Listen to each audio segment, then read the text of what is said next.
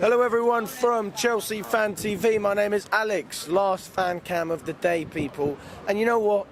A lot of people seem to be disappointed. Some people are happy as well, kind of mixed emotions, but generally speaking, I'm seeing smiles here at Stamford Bridge, and I think we can all justify that based on what we saw last season.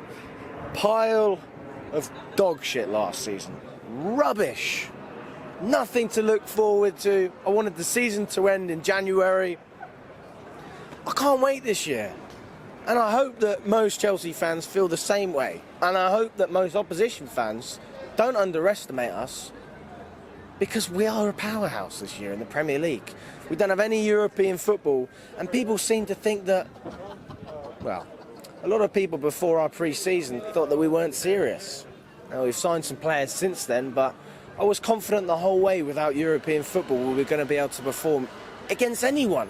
Because this is Chelsea, and we've got a great manager on our hands now with Pochettino, who was able to get results with fucking Tottenham. If he can do it with them, he can do it with us. Not to mention the fact that he's being backed in the transfer market and being given the freedom, not just to spend, but to get rid of players and freeze players out like Lukaku, Hudson-Odoi and Ziyech as well. So, look, what we're seeing is confidence up top in the boardroom. That starts with Bowley. If you haven't watched Nina's fan cam, Bowley is in that fan cam, so check it out. And it comes down, that confidence, onto the manager, which then comes onto the team. And then you feel it in the stadium. It's a confident Chelsea side.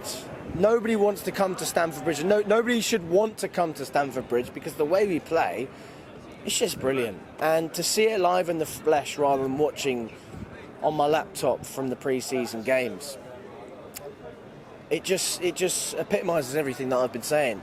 We're going to finish in the Champions League. We are going to get Champions League football next season.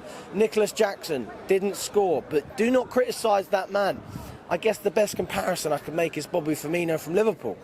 Maybe he's not scoring goals every game, but you bet he's making an impact and making life around him easier for the other players.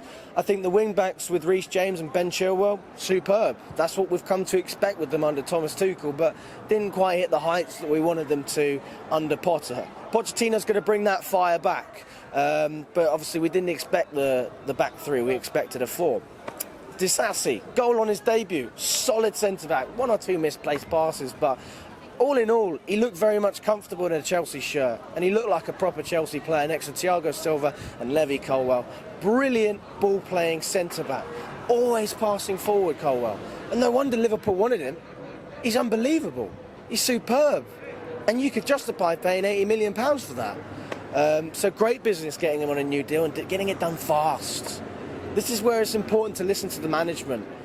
Pochettino could see he was a top centre-back from the beginning, and he said that in his press conference.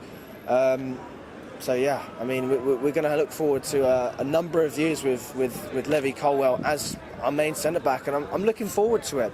As well as Fernandes as well. We've got to build the team around players like him. And Gallagher, shout out to Conor Gallagher. Really, really great player, you know, who gets thrown in the mud. And to be fair, he didn't have a great year last year, but one thing you could always say is he put in a shift, and that's why he kept getting played with Frank Lampard, because none of the other players wanted to be there. But Conor Gallagher was the one who shone through week in, week out from effort. And effort pays off. If you keep working at it, at some point it's going to click. And for him, it was a case of getting a top manager with a system that would fit him. And I think this system fits him perfectly. But look, there's going to be a lot of debates if we do get Caicedo and Lavia. Where's Gallagher going to play?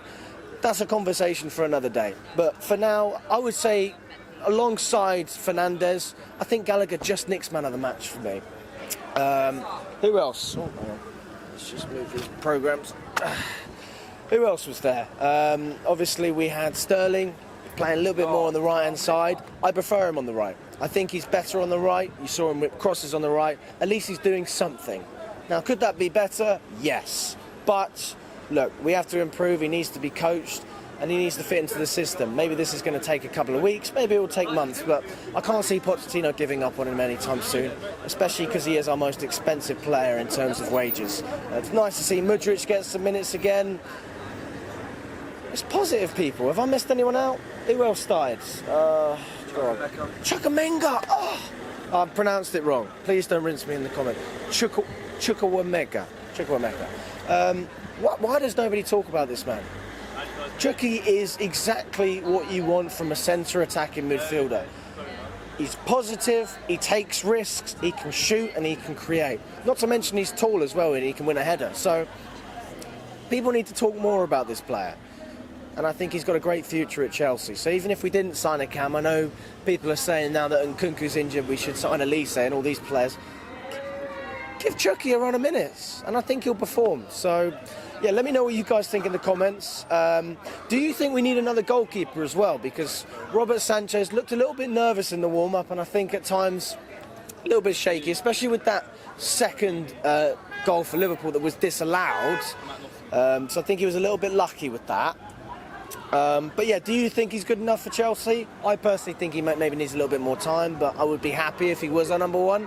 Or do you think we should get another keeper in altogether to compete with him? Yeah, to see who's going to be our number one. But all the best, like and subscribe. Up the Chelsea.